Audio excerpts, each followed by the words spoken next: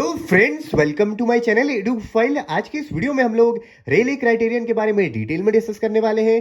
यहाँ पे हम लोग इसके फुल कॉन्सेप्ट को स्टेप बाय स्टेप नोट्स के साथ में, डेफिनेशन के साथ में समझने वाले हैं।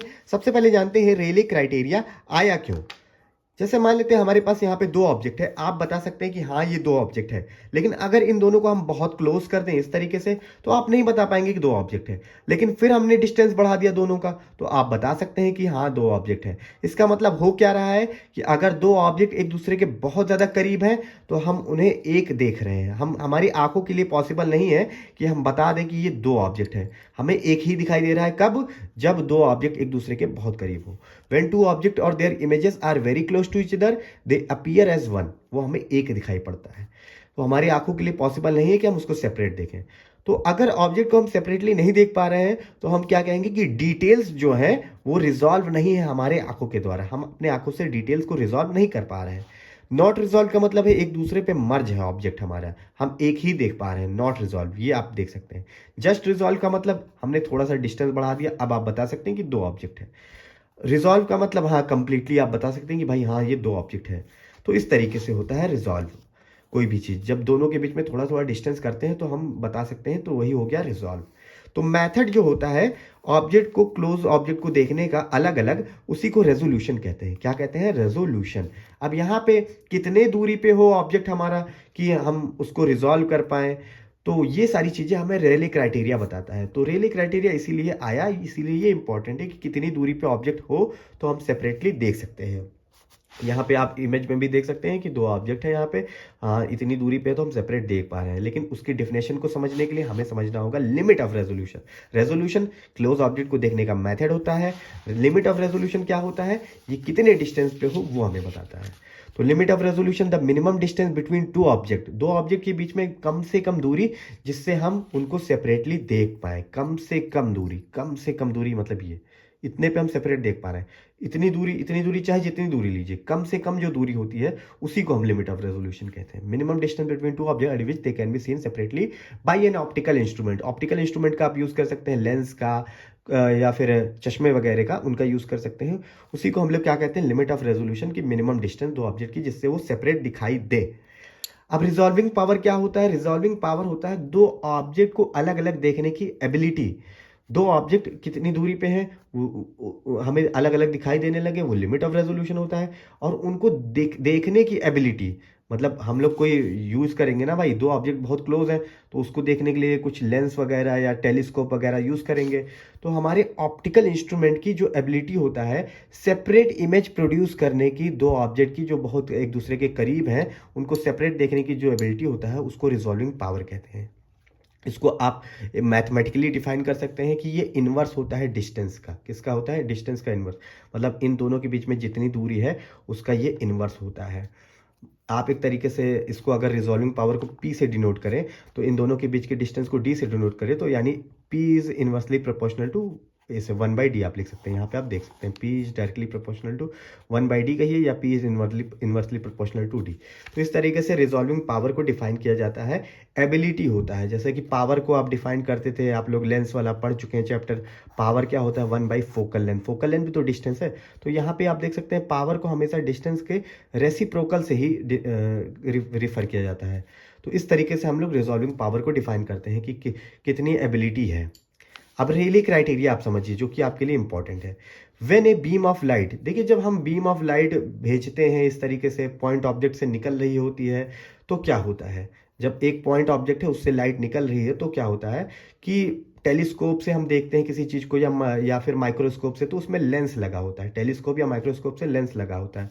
तो जब टेलीस्कोप के लेंस से या माइक्रोस्कोप से लेंस से बीम ऑफ लाइट गुजरती है किसी पॉइंट ऑब्जेक्ट से, तो वो लेंस जो है वो अपर्चर का काम करता है। किसका काम करता है? अपर्चर का।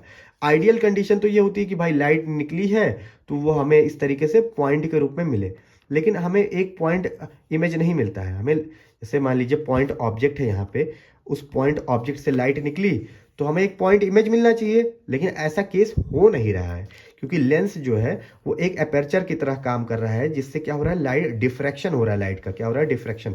अब डिफ्रैक्शन होगा तो डिफ्रैक्शन पैटर्न भी तो मिलेगा, बीच में बहुत ज़्यादा ब्राइट फिर डार्क, फिर ब्राइट फिर डार्क, ऐसे घटता जाता है। आपको पता है डिफ्रैक्शन कैसा होता है, इस तरीके का पैटर्न होता है। तो हमें जब हम beam of light point object से पास होती है टेलीस्कोप के लेंस से या फिर माइक्रोस्कोप से, तो सर्कुलर अपर्चर होता है जिससे डिफ्रैक्शन होता है, पॉइंट इमेज बनने के बजाय डिफ्रैक्शन होता है। तो डिफ्रैक्शन पैटर्न की वजह से क्या होता है, ब्राइट डिस्क होती है बीच में, फिर अल्टरनेट ब्राइट डार्क आपको मिलता है। तो यहाँ पे ये तो एक ऑब्जेक्ट का हो गया ना, लेकिन दो ऑब्जेक्ट होगा तो कैसे दिक्कत होती है, यही देखना है आपको। तो यहाँ पे आप देखिए आगे के नोट्स में, देखिए अगर दो पॉइंट ऑब्जेक्ट लाई कर रहे हैं एक दूसरे के बहुत ज्यादा क्लोज, तो दो डिफ्रैक्शन पैटर्न होंगे, एक ऑब्जेक्ट यहाँ पे एक ऑब्जेक्ट यहाँ पे, तो दो डिफ्रैक्शन पैटर्न होंगे। अगर बहुत ज्यादा क्लोज हैं तो दो डिफ्रैक्शन पैटर्न होंगे। और तो क्या होगा, ये डिफ्रैक्शन पैटर्न एक दूसरे के ओवरलैप कर जाएंगे, इस तरीके से ओवरलैप। अगर बहुत ज़्यादा पास में है तो इनका डिफ्रैक्शन पैटर्न, यहाँ पे आप देख सकते हैं डिफ्रैक्शन पैटर्न एक दूसरे पे ओवरलैप कर जाएगा। यहाँ पे मैंने दो पैटर्न लिए हैं, एक ग्रीन एक रेड, तो ये दूसरे पे ओवरलैप कर गए हैं। तो हम नहीं बता सकते कि ये दो डिफ्रैक्शन पैटर्न है, दो डिफ्रैक्शन पैटर्न, इसलिए हम इनको एक ऑब्जेक्ट देख रहे हैं। यहाँ पे भी आप देख सकते हैं इस तरीके का पैटर्न है, एक दूसरे पे ओवरलैप कर रहे हैं। पैटर्न मैंने यहाँ पे बनाया था एक ऑब्जेक्ट का, यहाँ पे दो का बनाया है। अब देखिए कब रिले क्राइटेरिया हमें सेटिस्फाई करेगा, यानी कब हम दो ऑब्जेक्ट को अलग अलग देख सकते हैं। तो उनके डिफ्रैक्शन पैटर्न से रेले ने बताया था कि जब central bright image of one, central bright image जो बीच वाला ये होता है, ये बीच वाला, दो डिफ्रैक्शन पैटर्न बने हैं। अगर पहले का सेंट्रल ब्राइट इमेज फॉल हो रहा है पहले मिनिमम पे, या देखिए ये अगर हम रेड को पहला वाला मान लें, तो ये रेड का पहला हमारा सेंट्रल ब्राइट है, ये ऊंचा वाला, ये आपको दिख रहा है। इसका अगर हम सेंटर से ऐसे लें तो वो पहले मिनिमा पे गिरे, इसका सेंटर जो है वो पहले मिनिमा पे इस तरीके से गिरे, यानी कि अब हाँ ये सेपरेट हो चुका है थोड़ा सा, देखिए।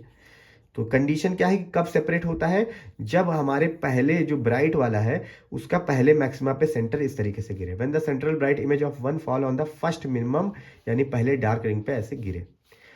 और या कह सकते हैं कि दूसरे का इस पे गिरे, या ग्रीन वाले का रेड पे देखिए गिर रहा है, रेड के मिनिमा पे ऐसे सेंटर गिर रहा है। इस तरीके से अगर हो तो हाँ जस्ट रिजॉल्व हो चुका है हमारा इमेज, क्या हो चुका है, जस्ट रिजॉल्व हो चुका है। यही रेले क्राइटेरिया है। आप यहाँ पे देख सकते हैं रेड ग्रीन, यानी पहले के मिनिमा पे दूसरे का मैक्सिमा, दूसरे के मिनिमा पे पहले का मैक्सिमा, इस तरीके से समझ सकते हैं। This is equivalent to that the centre of the pattern shall be equal to the radius of the central disc, यानी कि जो सेंटर है पैटर्न का, ये सेंटर होता है, ये सेंटर होता है पैटर्न का, वो radius of the circular disc के बराबर होगा। सेंट्रल डिस्क के रेडियस, ये सेंट्रल डिस्क होता है ना बीच में ऐसे ऐसे पैटर्न होता है, उसके बराबर होगा। यही रेले क्राइटेरिया है रेजोल्यूशन का, यही हम रेले लिमिट ऑफ रेजोल्यूशन कहते हैं कि इतना हमारा लिमिट ऑफ रेजोल्यूशन है। इसके डेली लाइफ की एग्जांपल की बात करें तो बहुत सारी चीज़ें होती हैं डेली लाइफ में। जैसे आप यहाँ पे इमेज में देखिए एक कार है ए पॉइंट पे आप देख रहे हैं कि भाई दोनों हेडलाइट जो कार की है वो अलग अलग दिखाई दे रही है। बी पॉइंट पे अगर आप देख रहे हैं तो बी पॉइंट पे भी एक कार है, लेकिन उसकी हेडलाइट एक दूसरे में मर्ज दिखाई दे रही है। यहाँ पे दिखाई देने की बात हो रही है, तो भाई वहाँ पे लिमिट ऑफ रेजोल्यूशन हमें, मतलब हमें मिनिमम डिस्टेंस नहीं मिल रही है। यहाँ पे मिनिमम डिस्टेंस दिख रही है कि हाँ कि इस पे है कि हम बता सकते हैं कि सेपरेट है। तो इस तरीके के बहुत सारे एग्जाम्पल हैं।